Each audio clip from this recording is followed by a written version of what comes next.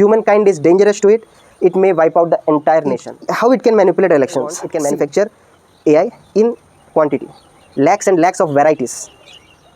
It will eventually kill the humankind. These are నమస్కారం అండి. ఈరోజు మనం మాట్లాడేది ఏఐ మీద. ఇతను జోఫ్రే హిల్టన్, ఇతను గాడ్ ఫాదర్ ఆఫ్ ఏఐ అని పిలువబడతారు. ఇతను గూగుల్ కంపెనీలో పనిచేసేవారు. అంటే ఇప్పుడు ఎక్స్ అనమాట. గూగుల్ని వదిలేసి ఇప్పుడు బయటకు వచ్చి ఏఐ తాలూకా డేంజర్స్ ఏంటో మనకు చెప్తున్నారు. దాంట్లో ఓన్లీ 10 to 20% ఛాన్సెస్ ఉందంట ఏంటి మన ఏఐ నుంచి బతకడానికి. ఓవర్ పీరియడ్ ఆఫ్ 20 to 30, ఒక 20-30 సంవత్సరాల్లో ఓన్లీ 10 to 20% పాసిబిలిటీ ఉందంట మన ఏఐ అండర్లోకి వెళ్ళకపోవడానికి. బట్ మోర్ పాసిబిలిటీ ఏంటంటే మనం కంప్లీట్గా ఏఐలో అంటే ఏఐకి సరెండర్ అయిపోతామంట. ఎంటైర్ హ్యూమన్ కైండ్ ఏఐకి సరెండర్ అయిపోతుందని ఇతను చెప్తున్నారు.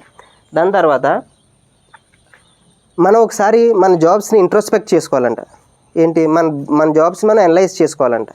అనలైజ్ చేసుకుని ఈ జాబు రాబోయే కాలంలో ఏఐ రిప్లేస్ చేస్తుందా చేయదా అని. ఫర్ ఎగ్జాంపుల్, టీచర్ ఉన్నాడు, ఒక బ్యాంక్ ఎంప్లాయీ ఉన్నాడు, ఒక సిఏ ఉన్నారు, ఒక లాయర్ ఉన్నాడు, ఒక డాక్టర్ ఉన్నాడు.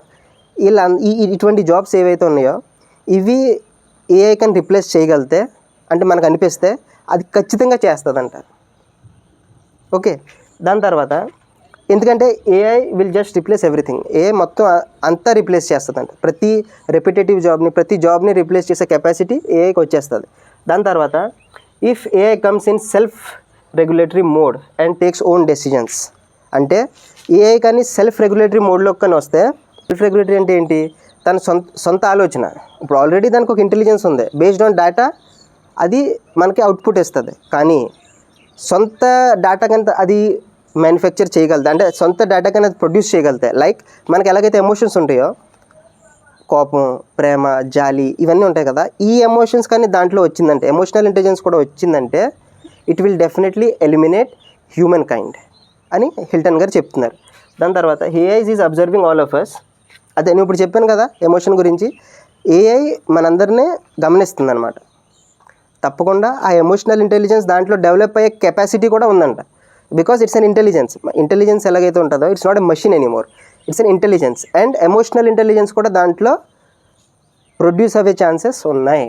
అది కానీ అయితే ఇఫ్ ఇట్ వాంట్స్ హ్యూమన్ కైండ్ని డెస్ట్రాయ్ చేసే అవకాశాలు ఎక్కువ అంట.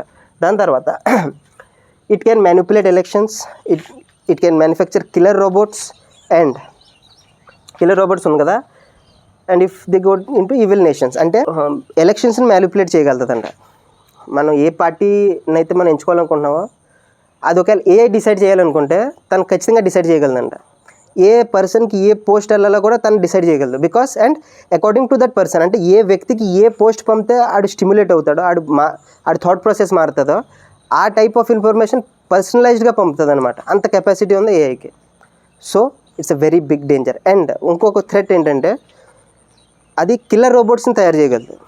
ఇప్పుడు సపోజ్ చూడండి, ఇప్పుడు మన డ్రోన్స్ అటాక్స్ చూస్తున్నాం, జెట్స్ ఇవన్నీ ఉన్నాయి కదా, అవన్నీ human operated. If they want they can stop it. కానీ ఏఐ తెలుసుకున్నది అనుకోండి, లక్షల్లో కోట్లలో డ్రోన్స్ని పంపుతుంది. ఏం చేయగలను? రీసెంట్గా మిషన్ ఇంపాసిబుల్ వచ్చింది కదా మూవీ, దాంట్లో ఏంటి ఒక ఏఐ కదా అంతా న్యూక్లియర్ పవర్ నేషన్స్ అన్నిటిని ఒకేసారి వదలాలి అన్న టైప్లో తీశారు కదా. అది సేమ్ ఇది కూడా అదే.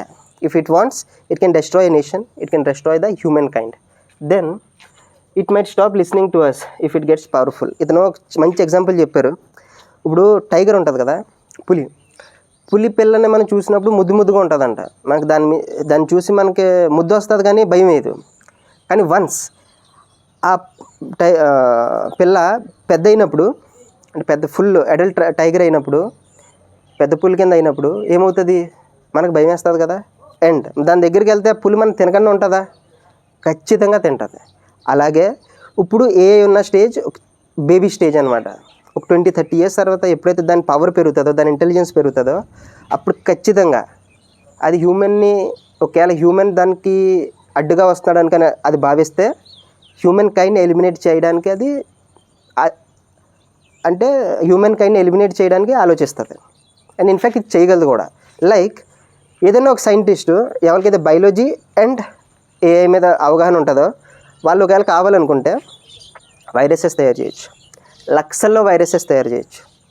రీసెంట్గా చూసాం కదా, వుహాన్లో చైనావుడు వైరస్ తయారు చేసింది కరోనా. అలాగా లక్షల వైరసెస్ తయారు చేయగలదు. And it can wipe out humankind like this. So